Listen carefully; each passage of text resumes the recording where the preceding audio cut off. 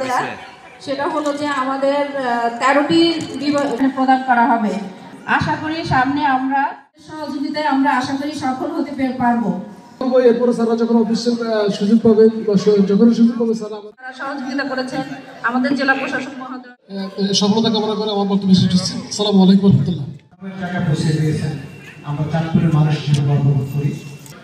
একটি ক্যাম্পাস করছে ওনারা, কথা বিবেচনা করে আমাদের শিশুদেরকে 50টি কম্বল দিয়েছেন। তাদের সাথে কথা বলার চেষ্টা করলাম, কিন্তু শিশুটার যে অবস্থা, মানে সেই কষ্টটা আসলে